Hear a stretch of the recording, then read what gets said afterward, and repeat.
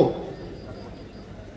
आपल्या पक्षाचे पक्षप्रमुख आदरणीय उद्धवसाहेब ठाकरे, राष्ट्रवादी काँग्रेस पक्षाचे राष्ट्रीय अध्यक्ष आदरणीय शरदचंद्रजी पवार साहेब, काँग्रेस पक्षाचे राष्ट्रीय अध्यक्ष आदरणीय मल्लिकार्जुन खरगे साहेब, व्यासपीठावर उपस्थित असलेले जिल्हा परिषदेचे माजी अध्यक्ष विक्रांत जाधव, गुहागर विधानसभा मतदारसंघाचे क्षेत्रप्रमुख महेशजी नाटेकर, राष्ट्रवादी काँग्रेस पक्ष शरदचंद्रजी गटाचे अध्यक्ष पद्माशेठ आरेकर, माझे ज्येष्ठ सहकारी आणि चिपळूण अर्बन बँकेचे चेअरमन श्रीयुत मोहन शेठ मिरगल, या ठिकाणी उपस्थित असलेले आमचे ज्येष्ठ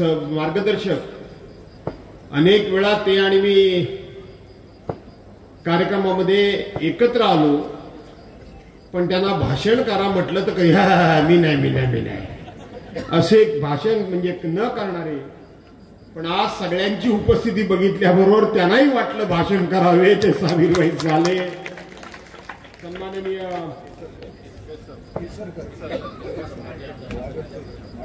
त्यांचे चिरंजीव ना वासुदेव, माजी आमदार सन्मान्य केसरकर साहेबांचे चिरंजीव श्री वासुदेव केसरकर, माझे ज्येष्ठ सहकारी चिपळूण नगरपालिकेचे माजी सभापती फैसलबाई कासकर, व्यासपीठावर उपस्थित असलेल्या माजी सभापती सौभाग्यवती मुळेवहिनी, आमच्या रणरागिनी, शिवसेना तालुका प्रमुख आणि जिल्हा परिषदेच्या माजी सदस्य नेत्राताई ठाकूर, ज्यांचं लिखाण मी भाषणामध्ये कदाचित विसरेन, परंतु इतका उच्च दर्जाचा आणि उद्बोधक भाषेचा असा लेखक असलेले आमचे उपतालुका प्रमुख काशीनाथजी मोहिते,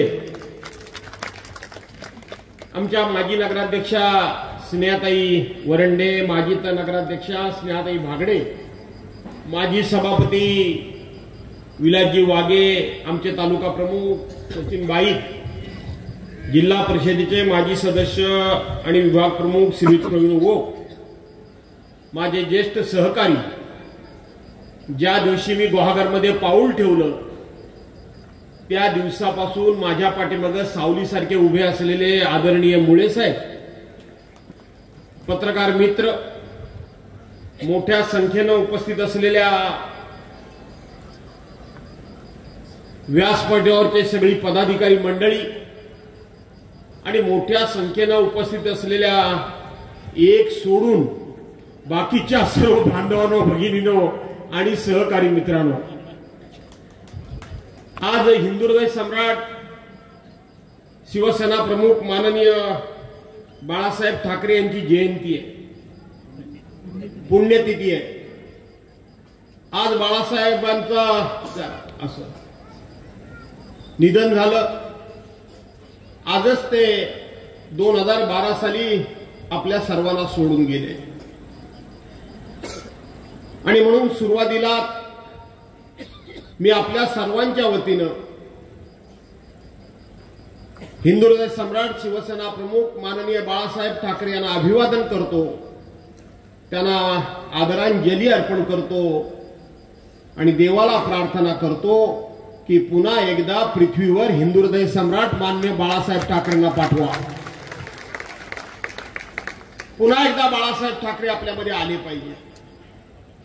आज महाराष्ट्रामध्ये तशीच परिस्थिती निर्माण झालेली आहे। आजचा जर लेख वाचायचा असेल तर मी सगळ्याच पदाधिकाऱ्यांना सांगतो की या संदर्भातला सुद्धा आजचा मी सगळेच काही लेख वाचले मोहिते साहेब तुमचे, परंतु परवाचा शुक्रवारचा लेख आणि आजचा लेख वाचायचा राहिला होता। मी चिपळूण मधून येता येता हा फॅन बंद करून टाका, चला ते फॅनच्या आडवी येऊन तो आवाज येतोय, बंदच करा, आता बरं वाटतंय ना? हा, आणि म्हणून तो लेख मी वाचला तो राजकारणामध्ये समाजाला मार्गदर्शन करणारा लेख आहे. समाजाच्या तरुणांना तुम्ही चुकीच्या मार्गाने जाऊ नका. तुम्ही जो मार्ग निवडताय तो तुमचा भविष्यकाळ घडवणारा नाहीये, तर तुमचा भविष्यकाळ अंधारामध्ये ढकलणार आहे. तुम्ही ज्या समाज नेत्यांच्या मागे लागला आहात त्यातून तुमचं काहीही भलं नाही, अशा पद्धतीचा तसा उद्बोधक आहे. तसे 9-10 लेख त्यांचे त्याच पद्धतीचे आहेत. पण आजच्या लेखामध्ये हिंदू हृदय सम्राट शिवसेना प्रमुख मान्य बाळासाहेब ठाकरे यांचं महत्व आणि महती ही सुद्धा त्या लेखामध्ये अधोरेखित केलेली आहे. आणि म्हणून तो लेख वाचा.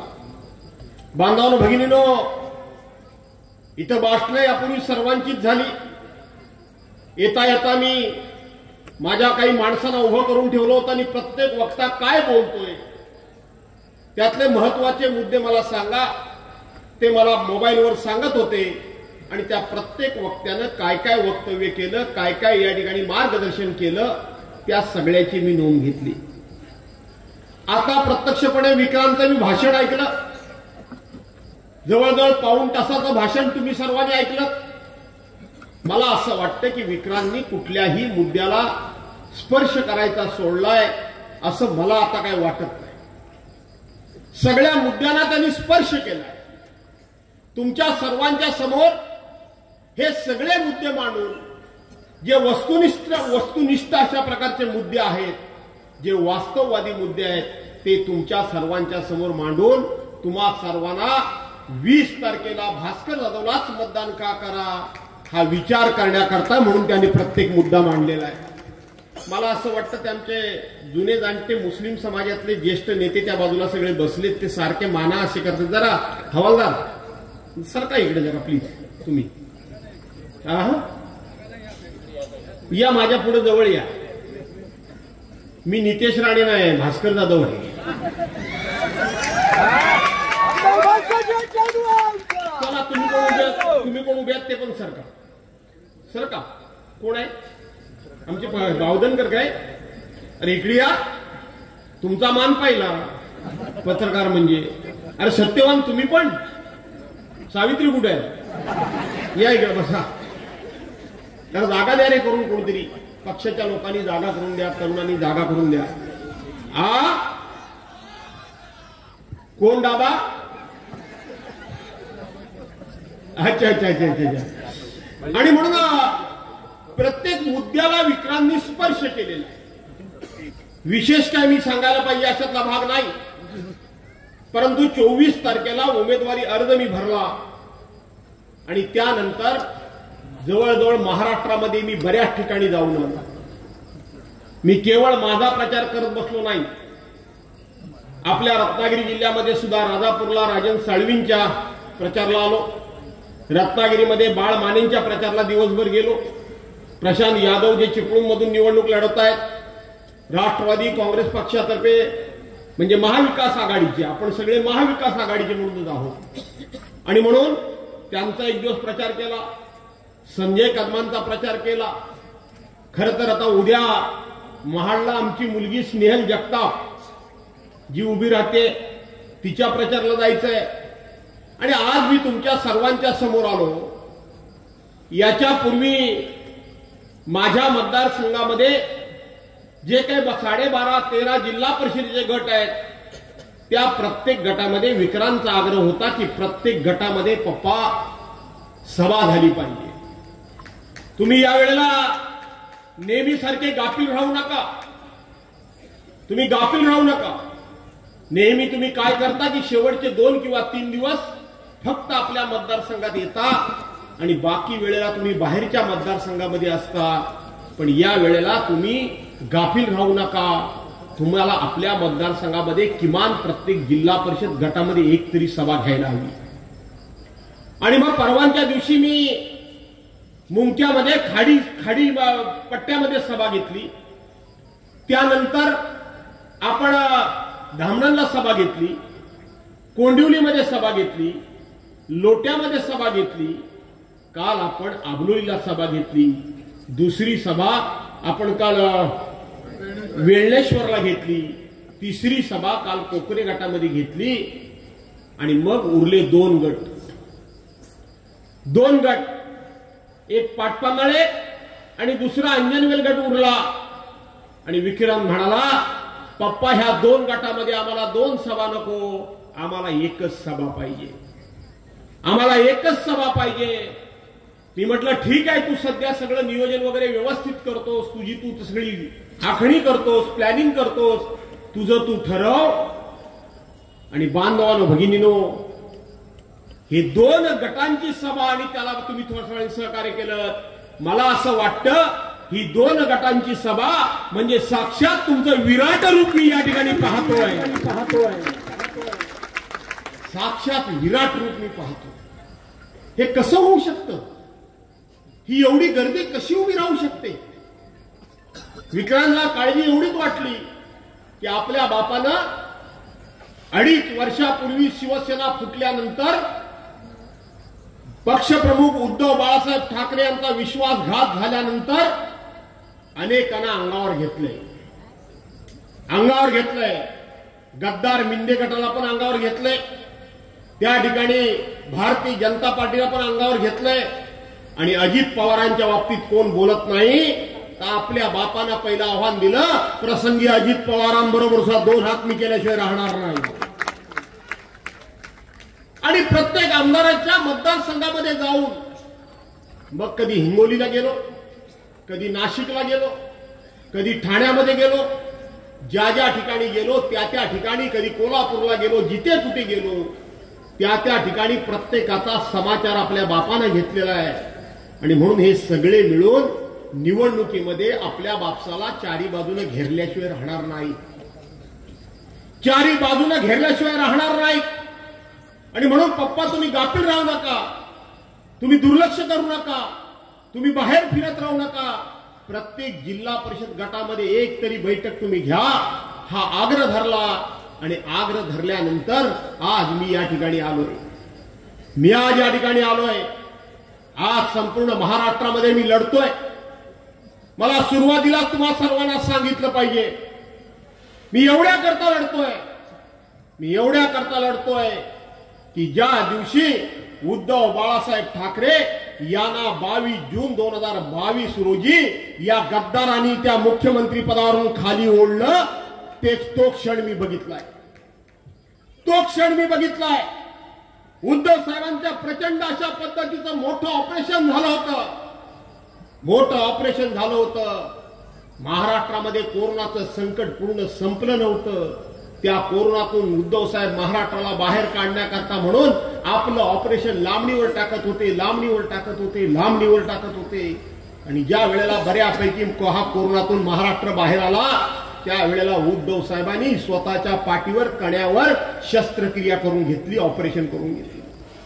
आठवतंय तुम्हाला? त्यावेळेला उद्धव साहेबांनी एक मुलाखत दिली होती. 80 तासामध्ये माझ्या अंगावर साधी बसलेली माशी सुद्धा मला कळत नव्हती. याचा अर्थ समजा काय तो? अर्थ समजा फार गंभीर परिस्थिती होती, धोक्याची परिस्थिती होती. आणि त्याच वेळेला विरोधक देव पाण्यामध्ये बुडवून बसले होते की बरं झालं आता उद्धव साहेब उठू शकणार नाही. उद्धव साहेब आता उठणं कठीण आहे. अर्थ समजून घ्या, उठणं कठीण आहे. आणि जर महाराष्ट्राचा मुख्यमंत्री जर उठला नाही तर आपोआप हे सरकार बरखास्त होणार आहे, हे सरकार गडगडणार आहे आणि आपोआप आम्हाला सरकार स्थापन करण्याची संधी मिळणार आहे. ते वाट बघत होते की उद्धव साहेब उठूच नाही. परंतु आई जगदंबेचा आशीर्वाद, मासाहेब आणि बाळासाहेबांचे आशीर्वाद, हळूहळू उद्धव साहेब हालचाल करायला लागले. हालचाल करता करता आधार घेऊन ते उठायला लागले, बसायला लागले. आधार घेऊनच ते बसत होते. आणि त्याच वेळेला ते हळूहळू महाराष्ट्राचा कारभार करायला लागले. आणि मग विरोधकांच्या पायाखालची वाळू घसरली. आता उद्धव बाळासाहेब ठाकरे उठायला लागले. ते मुख्यमंत्री म्हणून कारभार करायला लागलेत. आता आपल्याला सरकार कसं मिळेल, आता सरकार आपल्या कसं ताब्यात येईल. आणि मग त्याच वेळेला भारतीय जनता पार्टीनं, जी भारतीय जनता पार्टी शिवसेनेबरोबर 35 वर्ष होती, या महाराष्ट्रामध्ये भारतीय जनता पार्टीचं स्थान सुद्धा नव्हतं, त्या भारतीय जनता पार्टीला वाढवण्याचं काम ज्या शिवसेना प्रमुख मान्य बाळासाहेब ठाकरे यांनी केलं, त्याच भारतीय जनता पार्टीने शिवसेना प्रमुखांचा पुत्र इतका आजारी असताना या 40 गद्दारांना फोडलं आणि शिवसेना प्रमुख, आमचे पक्षप्रमुख उद्धव साहेबांना त्या ठिकाणी गादीवरून खाली ओढलं, त्यांना मुख्यमंत्री पदावरून पाय उतार केलं.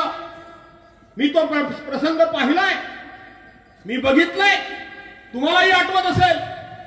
22 जूनला ज्या वेळेला वर्षा बंगला, मुख्यमंत्र्यांचा वर्षा बंगला उद्धव साहेबांनी सोडला, गाडीमध्ये बसले, त्यावेळेला उभा महाराष्ट्र ढसा ढसा ढसा ढसा रडत होता. एका प्रामाणिक माणसाला, एका साध्या सोप्या माणसाला, एका निष्कपट माणसाला विश्वासघातानं यांनी आज गादीवरून बाहेर टाकलं. आणि आज ते मातोश्रीकडे चालत चालले. धो धो पाऊस पडत होता. 8वा ती रात्र. त्याही दिवशी मी उद्धव साहेबांबरोबर होतो. राज्यपालांच्या बंगल्यावर उद्धव साहेब राजीनामा द्यायला गेले, त्याही वेळेला मी उद्धव साहेबांबरोबर होतो. हे मी सगळं बघत होतो. आणि बघत असताना मी ही सगळी परिस्थिती बघितली.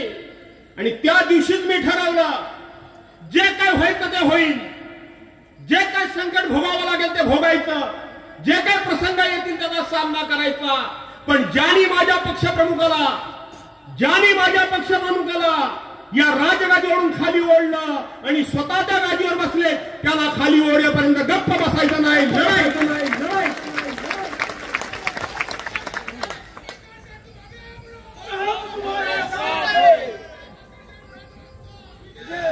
त्या दिवसापासून मी ठरवलं, मित्रांनो, लढाई, जे काय व्हायचं ते होईल. तुम्हाला आज अभिमान वाटत असेल, त्या दिवसापासून हा भास्कर जाऊ लढतोय ना, का नाही लढत आहे? मला तुमच्याकडून आज शब्द पाहिजे, गप्प बसू नका, होय किंवा नाही, काही असेल ते सांगा. आपण लढतोय ना, महिलांनी पण माझ्या बोलणं पाहिजे. आज आपण लढतोय, स्वतःच्या स्वार्थाकरता लढत नाही. ज्याचा विक्रांनी उल्लेख केला, नाना तऱ्हेचा छळवाद मांडला गेला, नाना तऱ्हेच्या चौकशा झाल्या, त्याचा मी उल्लेख कधी केला नाही. कारण मी जर उल्लेख केला असता तर माझ्या पाठीमागून असणारे सैन्य घाबरलं असतं. आमच्या सरदाराची ही परिस्थिती, तर आमचं काय? नाना तऱ्हेच्या चौकशा लागल्या, नाना तऱ्हेच्या सामान्यातल्या सामान्य माणसाला जेलमध्ये जावं लागलं. संजय राऊतांनी, आमचे नेते संजय राऊत यांनी 50 लाख रुपये आपल्याकडून, आपल्या मित्राकडून चेकनी घेतले आणि परत दिले. ह्या एका मुद्द्यावर त्यांना जेलमध्ये टाकलं ना. अनिल देशमुख यांच्यावर खोटा 100 कोटी रुपये वसुलीचा आरोप केला. ज्यांनी आरोप केला त्यांनी शेवटी लिहून दिलं की माझ्याकडे कुठलाही पुरावा नाही, मी तो खोटा आरोप केला होता. तरी सुद्धा 14 महिने अनिल देशमुखांना जेलमध्ये जावं लागलं ना. नवाब मलिकांचा गुन्हा काय होता? नवाब मलिकांचा? ती प्रेस कॉन्फरन्स 8व्या नवाब मलिकांची, दिवाळीच्या अगोदर 2, 3, 4 दिवस नवाब मलिकांनी प्रेस कॉन्फरन्स घेतली होती आणि त्यांनी सांगितलं होतं, दिवाळी हा शुभ सण आहे, आनंद व्यक्त करण्याचा सण आहे. दिवाळी हा सर्वांना शुभेच्छा देण्याचा सण आहे. दिवाळी होऊन जाऊ द्या, तोपर्यंत मी गप्प बसतो.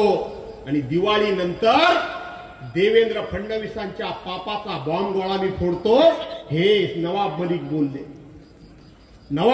बोलले. आणि अवघे 4 दिवस गेले आणि नवाब मलिकांना जेलमध्ये जावं लागलं. कुठल्या गुन्ह्याखाली माहिती आहे तुम्हाला?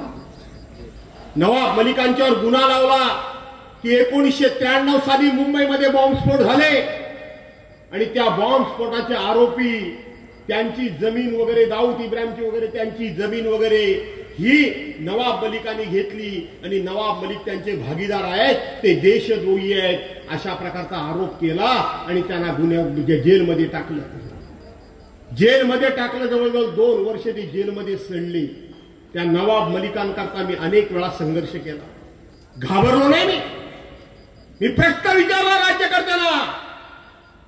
अरे मुंबईमध्ये बॉम्बस्फोट झाले 1993 साली, त्यानंतर 95 साली तुमचं सरकार आलं, केंद्रामध्ये 96 साली तुमचं सरकार आलं, पुन्हा 2014 साली तुमचं केंद्रामध्ये सरकार आलं, पुन्हा तुमचं 2014 साली महाराष्ट्रामध्ये सरकार आलं.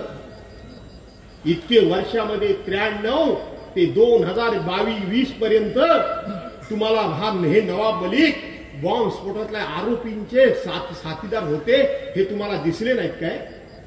हे तुम्हाला कळले नाहीत का? 26-27 वर्ष तुम्ही त्या माणसाला देशद्रोहाच्या गुन्ह्याखाली आतमध्ये टाकला. तुमची सरकार येऊन गेली, त्यांनी 4-5 वेळा निवडणुका लढवल्या, ते निवडून आले, ते 2-2 वेळा मंत्री झाले. तुम्ही त्यांना या गुन्ह्याखाली आत टाकतात. मी मी मी मी नवाब मलिकांची तळमळ बघितली, मी नवाब मलिकांचं दुःख बघितलंय.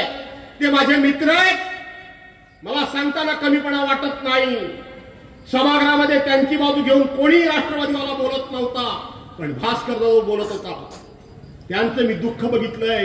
त्यांनी सांगितलं नवाब मलिकांनी की मला कुठल्याही गुन्ह्याखाली मोहन त्यांनी सांगितलं आत टाका, कायमचा जेलमध्ये मला सडवा, तुम्हाला वाटलं तर मला फाशी द्या, पण मला तुम्ही मी केवळ मुसलमान आहे म्हणून मला देशद्रोही ठरवू नका,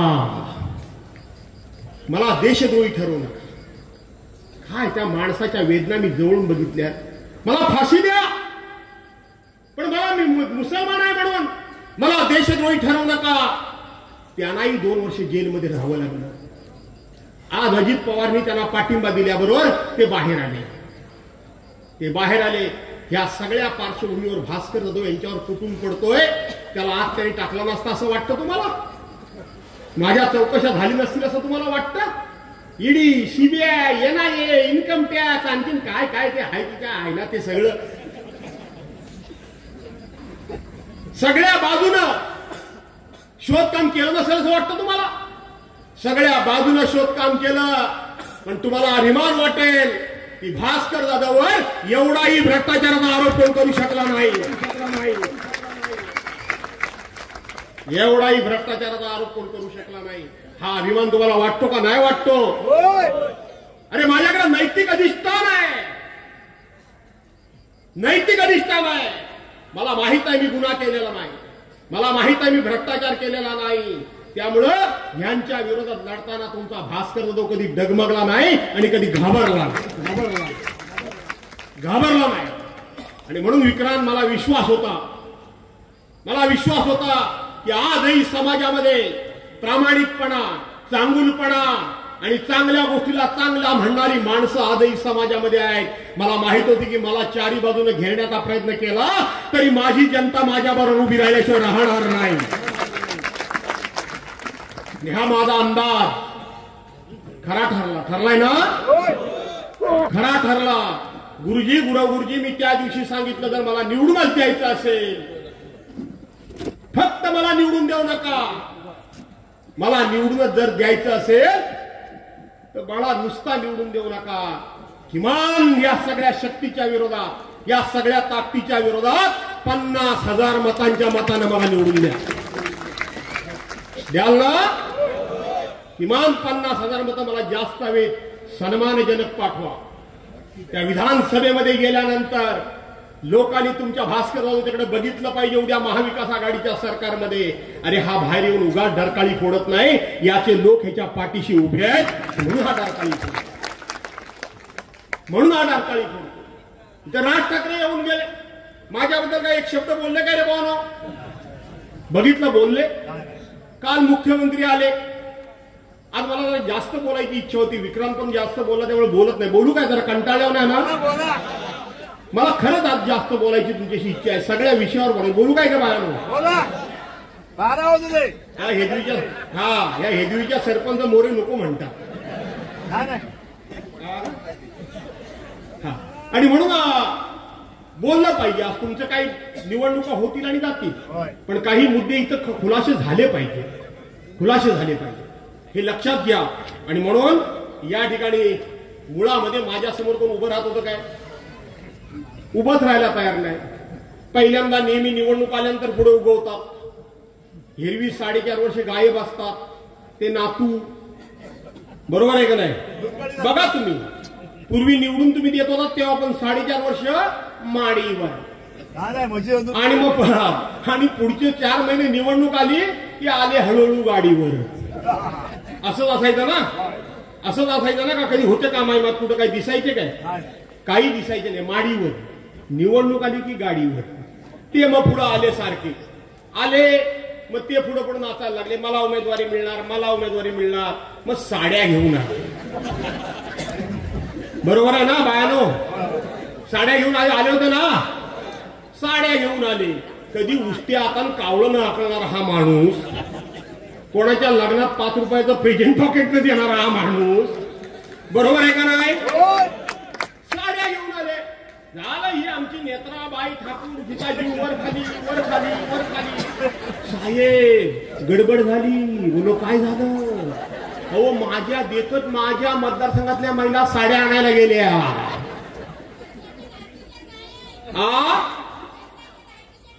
शाबास आणले. ती पण दाखवायला आणले. काही साडी आणले दाखवायला.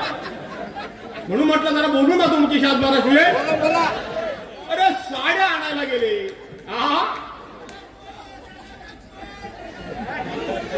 आणि म्हणून साड्या वाटायला लागले.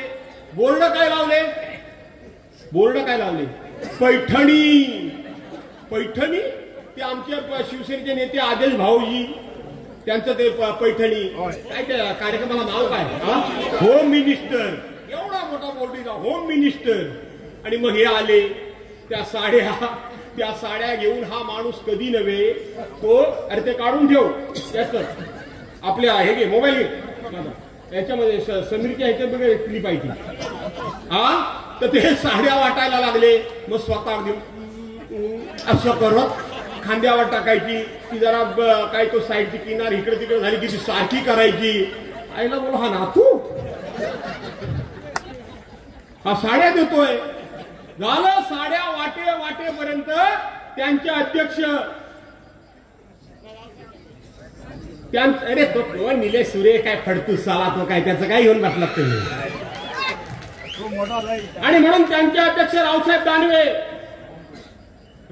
दानवे माजी अध्यक्ष माजी रेल्वे मंत्री त्याने कुठेतरी बघितला हा नातू कुठेतरी साड्या वाटतोय काढते.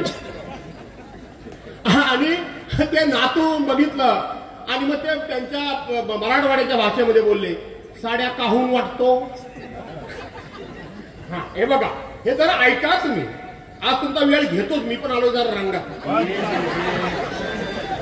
हे बघा काय बोलले ते. 1 मिनिट ऐका जरा. बायका आमच्या साड्या त्याच्या असा कोण स्वाभिमानी माणूस साडी घेणार आहे? बायका आमच्या आहेत आणि साड्या त्याच्या आहेत.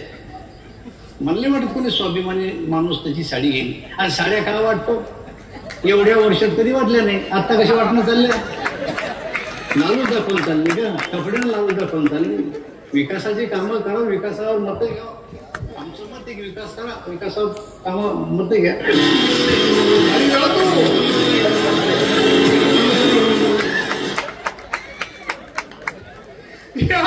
ही क्लिप आली बाहेर. आता नातूंची झाली पंचायत. बरं त्या साड्या सुद्धा कसल्या. मी आज सगळ्या साडीवाल्यांना बोलवलं. मोहन आणल्यात साड्या. आता ते ताई बोलली नेसण्याच्या लायकीच्या नाही. धुतल्यावर चोता होतो चोता. आणि म्हणून मी सगळ्या साडीवाल्यांना बोलवलं. अरे बा ही पैठणी ही किती रुपयाची सांग तुम्ही मला. नातू एवढा नातूनी खर्च केलेला नाही तो. ते रवी चव्हाण. आणि म्हणून नातू झाले उदार काय ते मला माहिती आहे. आणि म्हणून ही साडी केवढ्याची आहे ती सांग तरी. 1 बघला 2 बघितला 3 बघितला. कोण म्हटले हो साहेब ही पैठणी तर नाहीच आहे. अरे म्हटलं नाही कसा पैठणीचा बोर्ड नाही. म्हटली पैठणी नाही. मग या साडीची किंमत किती आहे असेल? तर कोण म्हणी 100 रुपये, कोण म्हणी 125 रुपये. काय म्हटलं एवढ्या कमी कशी असेल? साहेब म्हटला खरं सांगू काय ही 65 रुपयाला साडी मिळते. याला बाहेरनं खोका लावलेला प्लॅस्टिकचा म्हणून ही 75-80 रुपयाला 100 रुपयाला गेली असेल. प्लॅस्टिकच्या खोक्यात होती का नाही? लोकांना फसवता काय? आणि म्हणून मग रावसाहेब दानवेंचं त्या ठिकाणी आल्यानंतर साडी घेतली आणि नट्टू करत नाटू गेली. तोपर्यंत विपुल कदम आले की नाही? विपुल कदम आले. मग आता विपुल कदम आल्यानंतर शिवसेनेचे त्यांचे पदाधिकारी खुश झाले. म्हणले नातू येऊन काय फायदा नाही, टाक पाणी. आता म्हणले हा विपुल कदम आलाय, आता विपुल कदम भरपूर आपल्याला पैसे देईल. ते खुश. तिकडनं 8-9 कार्यालय काढत आले म्हणजे भरपूर पैसा मिळेल. तो पण व्यापारीच आहे. त्यानं बघितला सगळं पाण्यात जाणार आहे, भास्कर जाऊ काय ऐकणार नाही. मग ते गेले. मग आता आमचे मित्र राजेश बेंडल आलेत ना. आता आमचे मित्र राजेश बेंडल आलेत. हे बेंडल म्हणजे पहिल्यांदा कुणबी समाज म्हणून मी समाजात उभा राहणार म्हणून सांगितलं. नंतर मी बळीराज सेनेकडनं उभा राहणार म्हणून सांगितलं. नंतर गेले तटकरे साहेबांना राष्ट्रवादी अजितदादा गटात वगैरे भेटायला. सगळ्या बातम्या आल्या ना. अजित पवार गटात होणार. दुसऱ्या दिवशी सकाळी बघतात ते एकनाथ शिंदेकडनं उभे. तिथंही आता राजेश बेंडल आलेले आहेत. मी राजेश बेंडलांच्या बाबतीत फार काय बोलणार नाही, पण नक्की त्यांच्या मुलाखतीबद्दल बोललाय. विक्रांत बोललाय, मुलाखतीबद्दल बोलणार आहे आणि नातूंबद्दल बोलणार आहे. आणि काल राज्याचे मुख्यमंत्री आले, एकनाथ शिंदे आले ना. ते काय म्हणाले? ते म्हणाले की एका आडीतली, आडी म्हणजे पूर्वी खाली आंबा टाकायचा, वरती पेंडा, खाली पेंडा, आंबे, परत पेंडा, अशी ती आडी तयार करायची. आता बॉक्समध्ये भरतात, पेटीमध्ये भरतात. बरोबर आहे ना. आणि म्हणून त्या एका पेटीमध्ये एक आंबा जर पुसका निघाला तर तो बाकीचे आंबे नासवून टाकतो. असं कोण म्हणाले?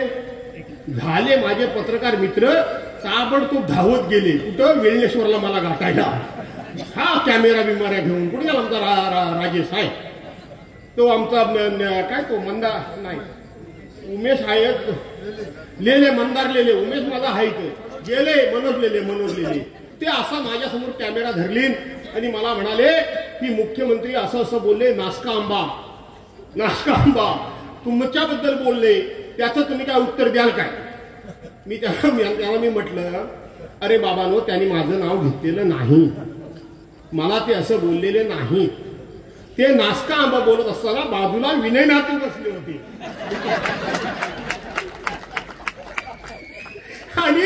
आणि ते असे विनय नातूंच्याकडे बघतायत आणि ते म्हणतात हा दिसायला हापूस आंबा पण हा नासका आहे. पत्रकार सुदूर झाले. हे काय यानं उत्तर दिला? बरोबर आहे का नाही? हा दिसायला हापूस आंब्यासारखा दिसतो पण हा नासका आहे. का म्हणाले एकनाथ शिंदे? ते मला नाही बोलले, समजून घ्या तुम्ही. ते नातूनाच बोलले, विनय नातूनाच बोलले. का बोलले? त्यांना माहित आहे हे विनय नातू 1992 साली रमाकांत भाऊ बेलवलकर कैलासवासी, ते जिल्हा परिषद सदस्य, अब्बासबाई कारभारी पंचायत समिती सदस्य, मुळे वहिनी पंचायत समिती सदस्य, हे निवडून आले आणि हे पडले. माहित आहे ना? जुन्या नवीन पिढीला माहित नाही. पडले निवडणुकीमध्ये. आणि मग कैलासवासी तात्यांचं म्हणजे त्यांचं दुःखद निधन झालं. आम्ही होतो सगळ्यामध्ये.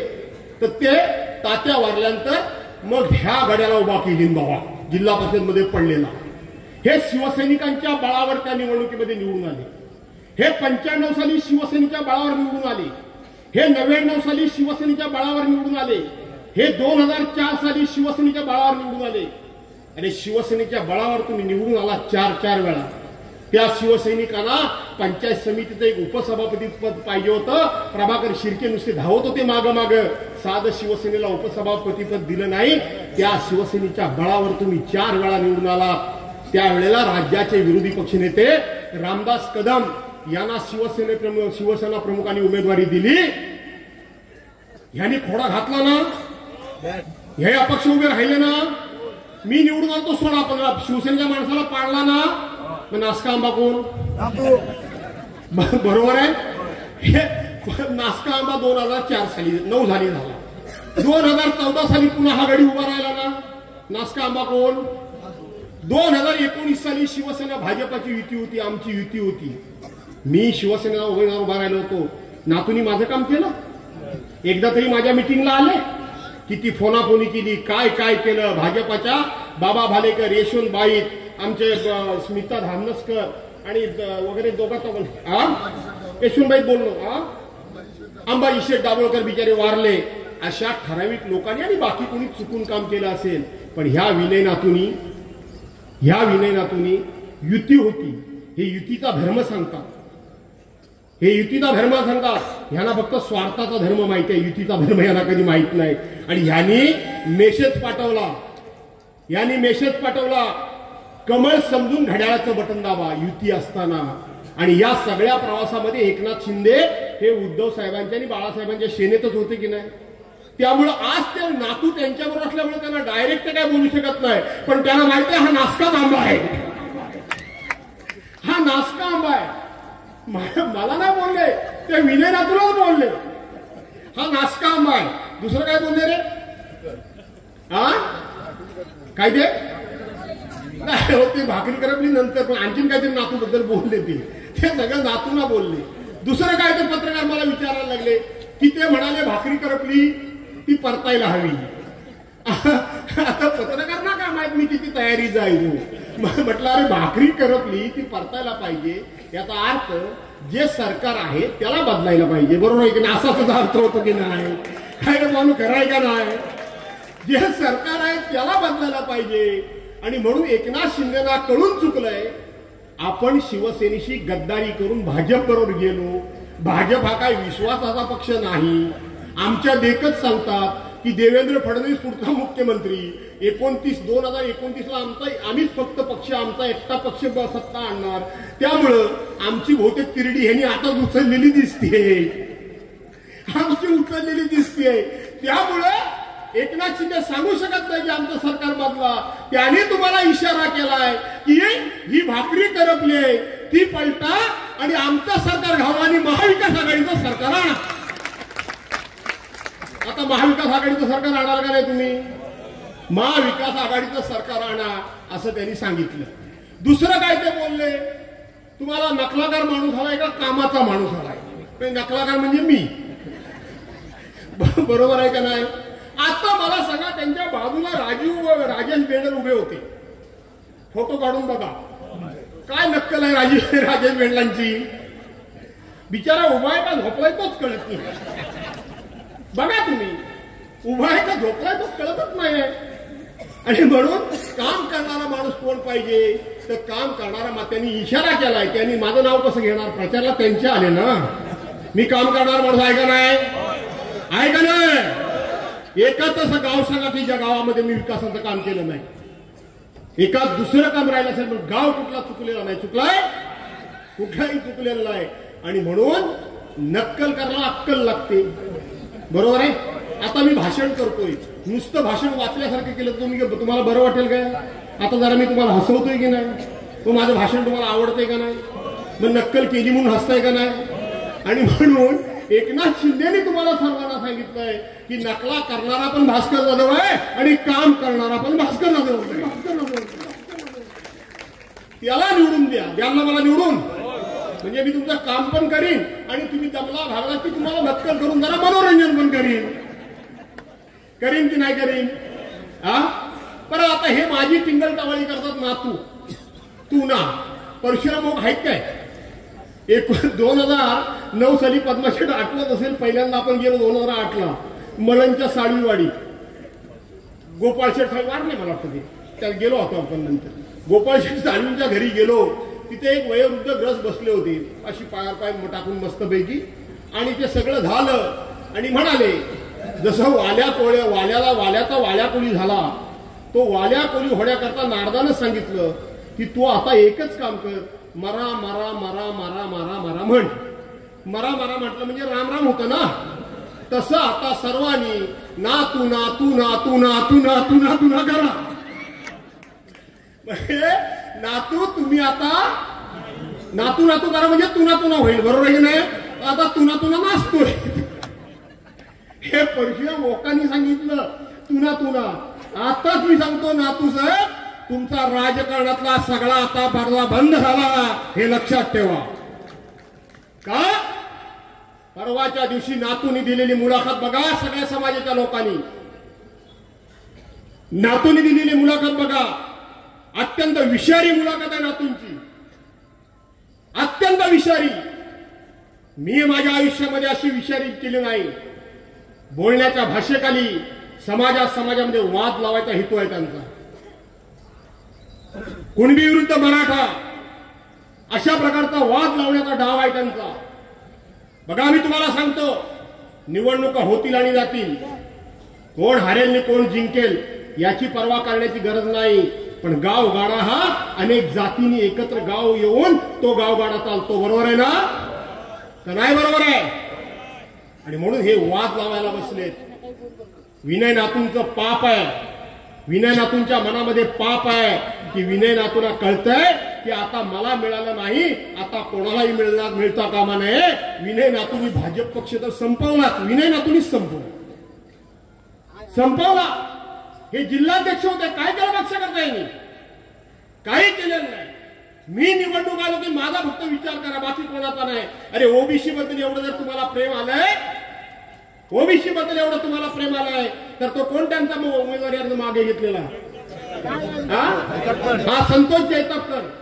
तुम्हाला उमेदवारी मिळत नाही, मग तुम्ही त्या संतोष जैतापकरचं का नाव फोड नाही केलं? ओबीसी बद्दल तुम्हाला प्रेम नाही, तुम्हाला फक्त तुमचा स्वार्थ कळतो, बाकी काही कळत नाही. समाजाबद्दल नातूंबद्दल मी एवढं कधी बोललो नव्हतो. समाजाबद्दल. आणि कुठल्या हाताने आमच्या बहिणींच्या अंगावर साडी घालता तुम्ही? कुठल्या अंगावर हाताने घालता तुम्ही? तात्यांचं सांगता आम्हाला, तात्यांचे संस्कार आमच्यावर आहेत. तो तुमचा काळ्या चुचीचा पोपट. कोण? काळ्या चुचीचा पोपट. अरे तुम्ही बाजूला बसता. तो निलेश सुर्वे, या भाजपचा अध्यक्ष निलेश सुर्वे, इतक्या माझ्या विरोधात मुलाखती देतो सकाळ संध्याकाळ. माझं वय काय? तुझं वय काय? तुझ्या वडिलांच्या वयाचा माणूस मी. नुसतं एकेरी नावानं अरे तुरे करत असतो. हे तुमचे संस्कार? तात्यांनी तुम्हाला हे संस्कार शिकवले? पण तुम्ही विनय नातूंनी संस्कार मात्र निलेश सुर्वेवर केले. तात्यांच्या बरोबर काम केलेली जुनी जाणती माणसं जरा विनय नातूंच्या कडेला बसा. ते जर कोणी असला तर आता कोणची नावं घेतोय ते तुमच्या लक्षात येईल. अरे विश्वनाथ, जरा इकडे ये. अरे विश्वनाथ, तात्यांच्या बरोबर काम केलेली माणसं. अरे विश्वनाथ, अरे गणपत, कुठे आहेस? गणपत, तात्यांच्या बरोबर काम केलेली माणसं. अरे अशोक, तू दिसलाच नाही बरेच दिवस. तुमच्या आता केले नावं लिहून आणली. नावं जरा वाचू काय? अरे तुकारामा, तू काय त्यांच्या पाचवीच्या घुगऱ्या खाल्ल्यास? असं खरं आहे का नाही मुळे भाऊ? अहो हा विनय नातू, आज मी पहिल्यांदा अहो हा म्हणतोय. मी याला नेहमी अवजाव बोलतो. हे विनय नातू, माझं वय किती आहे? 68. आणि ह्याचं वय किती झालं टोकण्याचं? माझ्यापेक्षा 20 वर्षांनी कमी नक्की असेल. सभागृहामध्ये अरे भास्कर, जरा तू एक काम कर. हा काय म्हणताय साहेब? नातू साहेब काय म्हणताय? एक भास्कर काम कर. हे अरे तुरे बोलणारे हे संस्कार ह्यांच्या कार्यकर्त्यांच्यावर झाले. संस्कार ह्यांच्या कार्यकर्त्यांवर झालेत. हा काळ्या चोचीचा पोपट सकाळ संध्याकाळ मला अरे तुरे करतो आणि तात्यांचे संस्कार आम्हाला हे शिकवतात. तात्यांचे हे संस्कार त्या निलेश राणेंनी, नाव घेत नाही मी त्याचं, निलेश राणेंनी या इथं येऊन माझ्या आई बहिणीबद्दल वापरलेले शब्द तुम्ही ऐकलेत ना? आहेत ना तुमच्याकडे क्लिपा? त्या ठिकाण जातीत हे नासका आंबा हसत होते. मग त्यांचे लोक समर्थन करायला लागले. नाही, त्याचं असं झालं. तो नेमका काय बोलणार ते विनयजींना माहीत नव्हतं. जरूर माहीत नव्हतं असं मी मान्य करतो. पण त्याच्यानंतर त्यांच्या तालुका अध्यक्षांनी, त्यांच्या जिल्हा अध्यक्षांनी, स्वतः विनय नातूंनी त्या ठिकाणी प्रेस कॉन्फरन्स घेऊन, मुलाखती घेऊन त्या भाषेचं समर्थन केलं. हे तात्यांचे संस्कार तुमच्यावर? अरे हिऱ्याच्या पोटी गारगोटी जन्माला आलात तुम्ही, गारगोटी. हे संस्कार. आणि त्या हाताने माझ्या बहिणींच्या अंगावर तुम्ही साडी घालता. त्या हाताने ज्यानी घेतलेली आहे साडी. मी भाऊ म्हणून तुम्हाला सांगतो, मी तुमचा भाऊ आहे ना, भाऊ म्हणून सांगतो. त्या ठिकाणी ती शेतामध्ये डुकरं येऊ नये, भेकरी येऊ नये, ससे येऊ नये आणि शेत खाऊ नये, माहितीये ना, त्याच्याकरता बांधतो ना, तिथं पडदा बांधा. पुढच्या दिवाळीला भास्कर जाधव तुम्हाला भाऊबीजेला साडी देईल. भास्कर जाधव देईल तुम्हाला. सन्मानाची असेल, निष्ठेची असेल, प्रामाणिकपणाची असेल आणि स्वतःच्या कष्टानं कमवलेल्या पैशाची असेल. कुणीतरी दिलेल्या पैशाची नाही, कुणीतरी साड्या आणून दिलेल्या त्यातल्या नाही. सुरतला जाऊन, गुवाहाटीला जाऊन, गोव्यात जाऊन, मुंबईमध्ये जाऊन 50 खोके, अरे 50 खोके, त्या 50 खोक्यातली नसेल तर हा तुमचा भाऊ स्वतःच्या कष्टाने आणून तुम्हाला साडी देईल. ती सगळ्यात तुम्हाला आनंदाची वाटेल, ती तुम्हाला अभिमानाची वाटेल. हा भाऊ तुमचा दिवाळीला देईल, 100% देईल. सांगणार काय ना, हे इलेक्शन करता वाटायला आले, बरोबर आहे. ही माझी बायको, ते म्हणजे माझीच बायको असं मी म्हणतोय. ही माझी बायको इथं बसली आहे. काय ग बायानं, मी 2007 साली इथे या तालुक्यात कामाला आलो. तिथपासून प्रत्येक हळदी कुंकवाई मान आलं होती आमची, बरोबर आहे ना. प्रत्येक हळदी कुंकवाला प्रत्येक जिल्हा परिषद गटामध्ये नवीन नवीन गावात, या वेळेला वेळेश्वरला गेली तर पुढच्या वेळेला हेदवीला जाते, हेदवीला गेली तर पुढच्या वेळेला शिरला जाते. अशी माझी बायको येऊन वाण म्हणून तुम्हाला वाण देते की नाही देते, देते का नाही देते. अशी वर्षाला 5-10 हजार तिनं वाण वाटला. कधी आम्ही बोर्ड लावला भास्कर जाधवांचा, कधी भास्कर जाधव वाण द्यायला आले, नट्टू जशी साडी टाकायला आली तशी आले. अरे स्वार्थ तुम्हाला. जर वाण खरोखर द्यायचं असेल तर ते वाण त्या सौभाग्यवतीचा सन्मान म्हणून केला पाहिजे. आलेल्या प्रत्येक बाईचा सन्मान केला. स्वार्थ कसला त्यामध्ये स्वार्थ कसला ठेवता, याच्यामध्ये स्वार्थ ठेवायची काही गरज नाही. आणि म्हणून मित्रांनो, आणखीन एक गोष्ट सांगतो, आणखीन एक सांगायला हवी. दुसरे कुणबी समाजाचे नेते कृष्णाजी वणे, त्यांची क्लिप मी बघितली.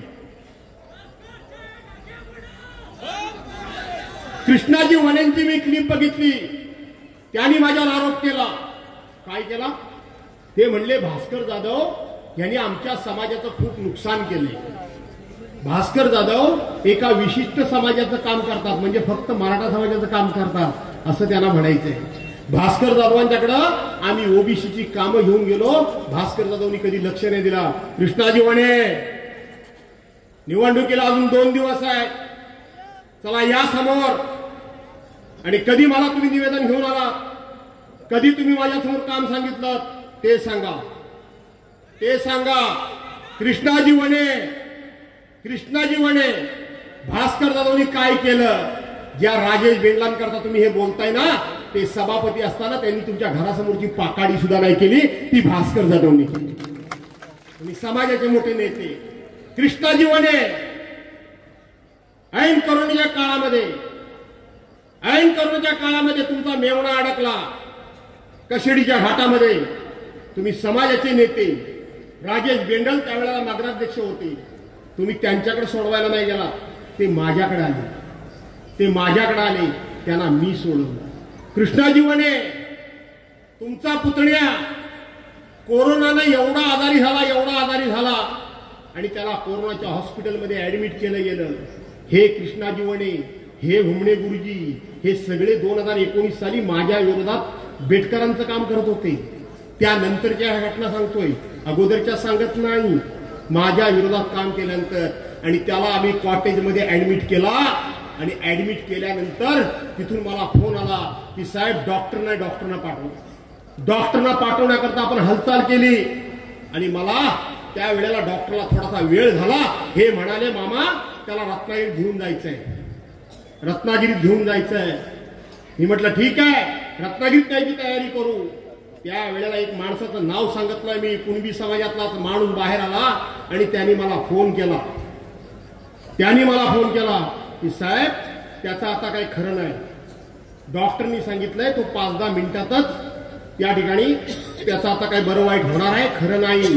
त्याला हलवण्याच्या भानगडीत पडायचं नाही. डॉक्टर आपल्यावरती जबाबदारी झटकण्याकरता म्हणून सांगतायत इथून बाहेर घेऊन जा, तुम्ही ह्या भानगडीत पडू नका.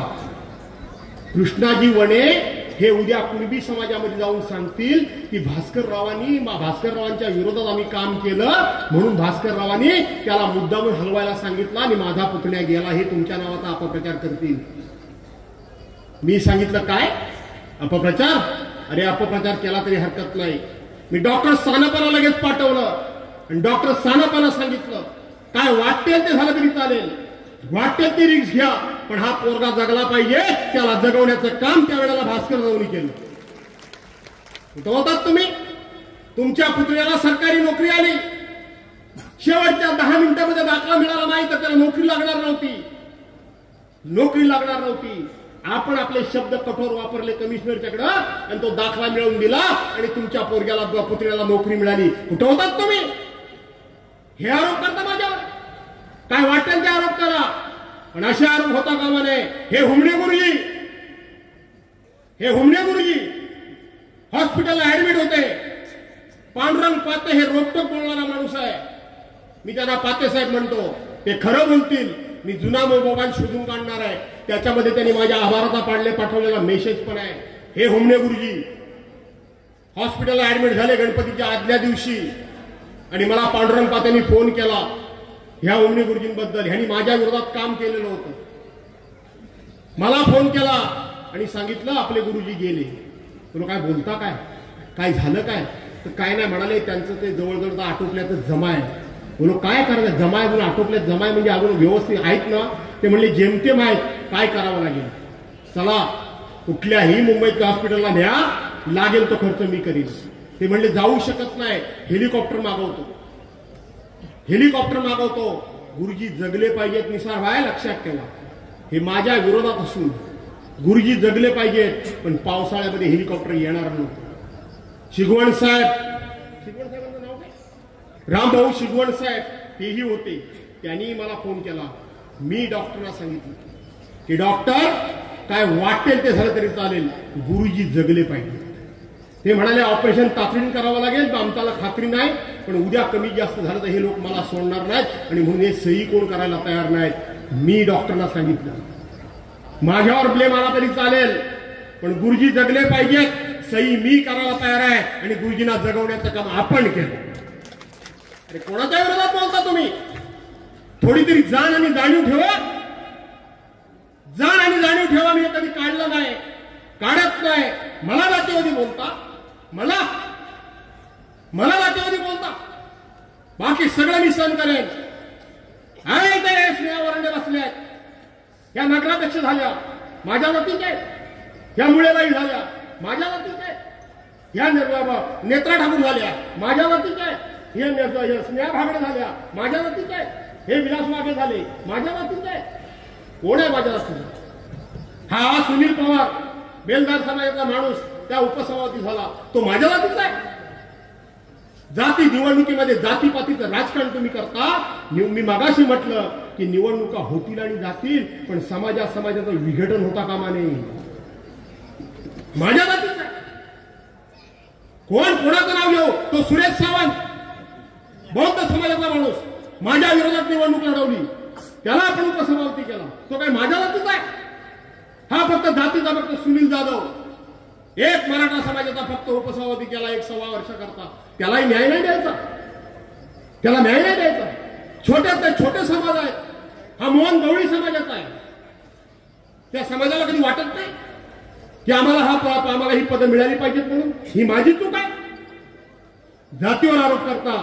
आज सांगतो गुरुजी तुम्हाला, आज सांगतो वाणे तुम्हाला, आज सांगतो पांडुरंग पाते तुम्हाला, समाजाचं वाटोळं तुम्ही लावताय. निवडणुका होतील आणि जातील. समाजाच्या तरुणांनी ऐकून ठेवावं. आहेत सीताराम ठोंबरे कुठे गेले? पांडुरंग कापले कुठे गेले? भाषण केलं ना तुम्ही काय माझ्या जातीच्या? पण मी जात कधी बघितले नाही. सगळे माझ्या जातीचं असं मी नेहमी मानत आलो. समाजाचा वाटोळा लावताय. गुरुजी तुम्ही समाजाचे अध्यक्ष होता,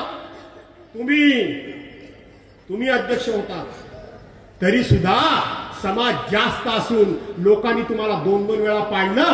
माझ्यामुळे तुम्हाला लोकांनी निवडून दिलं. पाडलं, तुमचे डोळे उघडणार कधी? राजू बेंडल, अरुण रहाटेंच्या विरोधात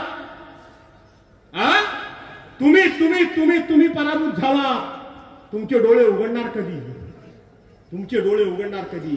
मी टाहो फोडून सांगतोय, टाहो फोडून सांगतोय की जो जो कोणी उभा इच्छुक राहिला असेल त्यानं कुठल्या समाजामध्ये जन्माला यायचं ते त्याच्या हातात नाही, पण त्याने असा आदर्श निर्माण करावा, समोर बसलेल्या कुठल्याही जाती धर्माचे लोक असतील त्यांनी गर्वानं सांगितलं पाहिजे, हा माझ्या जातीचा माझा आमदार आहे. कोणाला शिकवता या गोष्टी? निवडणूक होईल जाईल, आलतू फालतू आरोप सहन करणार नाही. राजेश बेंडाल, तुम्ही काय म्हणताय? तुमचं व्हिजन नि फिजन. 5 वर्ष तुम्ही जे पंचायत समितीमध्ये होतात, उपसभापती होतात, सभापती होतात, एक काम केल्याचं का गावात सांगत नाही? नगराध्यक्ष 5 वर्ष होते म्हणजे 10 वर्ष पदावर होते ना. सभापती म्हणजे आमदाराच्या नंतर सर्व अधिकार सभापतीला असतात. हा घडी कुठल्या गावात दिसला काय? दिसला? खरी गोष्ट आहे. ते काम सांगा कृष्णाजी वने त्यांचं, जातीचं बोलू नका. मी आज सांगतो ह्या राजेश बेंडलनी स्वतःचा घात कसा करून घेतला. पंचायत समितीला आम्ही यांना उभं केलं. हे पद्माशेठ आरेकर आहेत आणि प्रत्येकावर मी जबाबदारी दिली, कारण मी जिल्ह्याचा पालकमंत्री होतो, मला संपूर्ण जिल्हा फिरायचा होता. आणि शेवटच्या दिवशी मी इथं आलो, इथं खाली गेलो नवानगरला. तिथं आम्ही स्वरांगी पड्याल नावाची भोई समाजातली एक मुलगी आम्ही उभी केली होती. मी तिथं गेलो, सगळे लोक एवढं तोंड पाडून चेहरा पाडून उभे होते. काय झालं म्हटलं, साहेब तुम्ही राजेश बेंडालांच्यावर जबाबदारी दिलीत, आम्हाला मदत तर काहीच केली नाही, पण साधी आम्हाला डमी मतपत्रिका सुद्धा दिलेली नाही. उद्या मतदान आहे. मी म्हटलं अरे काय झालं? मी ताबडतोब माणसं पाठवली, पण मला माझ्या लक्षात आलं होतं की आपला गेम गेला हातातून. आणि त्यानंतर हे सगळे निवडून आले. आणि ह्याच ग्वागर बाजारच्या इथं मी थोडासा राजेश बेंडलवर चिडलो. मी चिडतो नेहमी, राजेश बेंडलवर चिडलो. का रे तुला म्हटलं काय काम करायचं? आता मी तेव्हा तुम्हाला जर काम आता उमेदवाराला ओझो बोललं पाहिजे, नाही तर उद्या समाजातले लोक आमच्या नेत्याचा कमीपणा केला, अरे तू रे बोलले, असं भांडवल करतात. मी थोडं राजूभाऊ बेंडलांच्यावर भडकलो. मला तर आठवतो क्षण. आणि राजू बेंडल असे माझ्या अंगावर गुरगुरले, 2 पावलं माझ्या अंगावर ते चालून आले. मला आठवतंय की हुमणे गुरुजींनी त्याला पटकन मागे घेतले. काय बोलताय तुम्ही मला, अमुक काय करताय? अरे म्हटलं पाडलीस तू एका गरीब बाईला, तिचा पराभव केलास तू. तुला करायचं नव्हतं तर मला सांगायचं. ज्या दिवशी राजू बेंडल माझ्यावर गुरगुरले त्या दिवशी मी ठरवलं की बापानं आपली चप्पल मुलाला झाली की त्यांनी मुलाच्या पुढे वटवट करायची नसते. हाच्या समोर मला वटवटता करून चालणार नाही. तिथंच तुझं वाटोळाला सुरुवात झाली. तिथंच हे पांडुरंग कापले 2-2दा निवडून आले, या मुळेबाई 2-2दा निवडून आल्या, या नेत्रा ठाकूर 2-2दा निवडून आली. आणि कोण आली? तुम्ही एकदाच फक्त निवडून आला. आज सुद्धा राजू बेंडल सावध व्हा. मी आज सांगतो तुम्हाला, या निवडणुकीत मी जिंकणारच आहे आणि पुढच्या वेळेला तुम्हाला माझ्याबरोबर यावंच लागणार. ज्यांनी म्हणून 1992 सालापासून माझ्या विरोधात निवडणूक लढवली सुधाकर भाऊ, ते पुढच्या निवडणुकीला माझ्याबरोबर आले. तुम हम साथ आहे. आता गेल्या वेळेला बेटकरांनी निवडणूक लढवली. विचारा या मोहन आता येत म्हणजे ते सुद्धा आता सांगायला आले. त्यांनी फोटो काढून दिलाय, भास्करराव हम तुम्हारे, तेव्हा राजू बेंडल तुम भी हमारे साथ आहोत. दुसरा पर्याय काय नाही. तुमच्याबद्दल हुमणे गुरुजींचं मत काय ते मला माहिती आहे. कधी घेतलं पांडुरंग आपलं? तुम्ही नव्हतात. यांना कधी घेतलं गुहागर बाजारात? यांना कधी घेतलं पतपेढी? बेंडल घराण्याबद्दल हुमणे गुरुजींचं मत काय ना ते माझ्याशी अनेक वेळा बोललेले आहेत, मला माहिती आहे. माझ्यापासून नाही, ह्यांच्यापासून सावध राहा. स्मृतीदिन वेगळा करायचे, काय काय बोलायचे ते मला चांगलं माहिती आहे. मी राजू बेंडलला पुढे आणण्याचा प्रयत्न केला तेव्हा हे मला काय सांगायचे ते मला चांगलं माहिती आहे. मी सांगत नाही, पण आता सुद्धा राजू बेंडल तुम्हाला सांगतो. बेंडल साहेबांना एकदा उमेदवारी मिळाली आणि बेंडल साहेबांना उमेदवारी मिळाल्यानंतर 88-89 ला लोकसभेची निवडणूक आली. मी इथं नव्हतो, पण माझ्याकडे इतिहास प्रत्येकाचा असतो. 88-89 ला त्या ठिकाणी लोकसभेची निवडणूक आली. हुसेन दलवाई चिपळूणचे खासदारकीला उभे राहिले आणि त्याच्या विरोधात मला वाटतं तात्यासाहेब नातू उभे राहिले. तात्याच असतील ना, तात्यासाहेब उभे राहिले. भाजप म्हणजे कटकारस्थानी पक्ष आहे.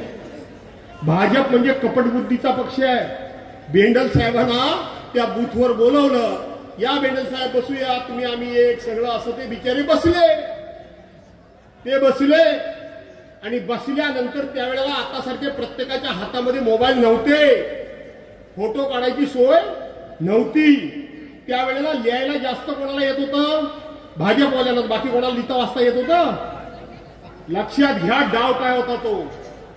त्यावेळेला काँग्रेसचे लोक आले आणि त्यांनी बघितलं तात्यासाहेब नातू आणि कोण भाजप आले वगैरे असतील, तात्या असतील की बा ते हो, आणि बेंडल साहेब एकत्र बसलेले होते. लक्षात घ्या. आणि दुर्दैवानं त्याच वेळेला गुहागरमधून हुसेनभाई दलवाईंना मतदान कमी पडलं. याच भाजपवाल्यांनी ते गपचूप काढलेले फोटो, त्याच्या खाली पत्र लिहिलं. कोणा येत होतं वाची पत्र लिहिताना? मोहिते साहेब. पत्र लिहिलं आणि काँग्रेस कचेरीत पोच ह्यांनी केलं. यांनीच त्यांच्या बूथवर बसवलं आणि यांनीच त्यांचे फोटो काढले आणि पत्र काँग्रेस कचेरीत पाठवलं. पुढच्या वेळा जेव्हा पुन्हा तिकीट द्यायला वेळ आली बेंडल साहेबांना, त्यावेळेला काँग्रेस पक्षाने सांगितलं की तुम्ही भाजपवर हात मिळवणी केली होती, तुमचं तिकीट कट, आणि केसरकर साहेबांना तिकीट दिलं. हे कपटी आहेत, कपटी. हे कपटी आहेत, हे कलुषा कब्जी आहे. लक्षात घ्या. मी काय सांगतोय, निवडणूक होईल आणि जाईल, पण राजकारण काय आहे ते मी आज सांगतो. राजू बेंडल तुम्हाला आज यांनी तुमच्या विरोधात तसं वातावरण सुरू केलंय. खरं तर ह्यांच्या विरोधात बोललं नाही पाहिजे, पण तरी पण मी मगाच सांगतोय, निवडणुकीकरता मला समाजामध्ये फूट पाडायची नाही. ह्यांनी सांगायला सुरुवात केलंय की आज हे जर काँग्रेस आपले ह्याचे बेंडलांचे प्रचार करणारे कुणबी समाजाचे नेते सांगत असतील की समाज म्हणून समाजाचा आमदार निवडून आणा, तर उद्या जर समाजाचा आमदार निवडून आणला तर ग्रामपंचायतीमध्ये आम्हाला कुठं स्थान आहे? पंचायत समितीमध्ये आम्हाला कुठं स्थान आहे? जिल्हा परिषदेमध्ये छोट्या छोट्या समाजाला कुठं आम्हाला स्थान आहे? हे ह्यांनीच सुरू केलंय, मी नाही केलंय. मी जातीपातीच्या विरोधात नाही कोणाच्या. मी तर छोट्या छोट्या समाजाला संधी देणारच आहे. आणि म्हणून राजेश बेंडल, तुमचा घात ठरलेला आहे. तुमच्या समाजाचे नेते तुमचा घास करणार आहेत आणि हे भाजपवाले सुद्धा तुमचा घात करणार आहेत. तुम्हाला ही निवडणूक झाल्यानंतर माझ्या बरोबरच यावं लागणार आहे. मी तुमच्या स्वागताला तयार आहे. पण ह्याला विचारू ना बाकी सर्वांना, कारण काय कामाचा नाही ना, बिनकामाचा. सभापती म्हणून काही काम केलं नाही, नगराध्यक्ष म्हणून काही काम केलं नाही, पण बघूया आपल्या तालमीत गडी आला तर काहीतरी करता येईल. आणि म्हणून मित्रांनो, भरपूर काय बोलण्यासारखं होतं आणि भरपूर काय बोललो. 9:15 वाजता आले. 20 तारखेला आपल्याला एक पवित्र काम करायचं आहे. मी मगाशी सांगितलं की माझ्या पक्षप्रमुखाला ज्याने खुर्चीवरून खाली ओढलं त्यांना खुर्चीवर ओढीपर्यंत लढाई करायची आहे. आणि त्यांना खुर्चीवर ओढण्याकरता एक आमदार हा निवडून गेला पाहिजे महाविकास आघाडीचा. बरोबर आहे ना? आणि म्हणून तुमचं एक मत मला मिळालं पाहिजे. मिळेल ना? आता ह्या सगळ्या बसल्यात त्या लाडक्या बहिणी कोणाच्या? माझ्या का बाहेर त्यांच्या? माझ्यात ना ग? हे ताई माझ्यात ना? त्यांच्या नाही ना? हा शाबास, तुम्हीच माझ्या खऱ्या लाडक्या बहिणी. तुम्हाला अभिमान आहे. आमचा भाव कर्तृत्वान आहे, गरीब असला तरी कर्तृत्वान आहे ना? बहिणीला भाव कसा पाहिजे? अरे बहिणी तरी भावाचं नातं म्हणजे काय? असं काय साखळीनं बांधतात काय? साखळदंडानं बांधतात? एका साधा राखीचा दोरा असतो, साधा. बरोबर आहे ना? साधा दोरा असतो, पण दोरा साधा असला तरी त्याच्यामध्ये विश्वास असतो, प्रेम असतं. विश्वास असतो, प्रेम असतं, आणि ते प्रेम तुमचं माझ्यावर आहे. म्हणून माझे आता शेवटचा प्रश्न विचारतो मी थांबवतो. सगळ्यांनी मात्र एका सुरात द्या. माझी निशाणी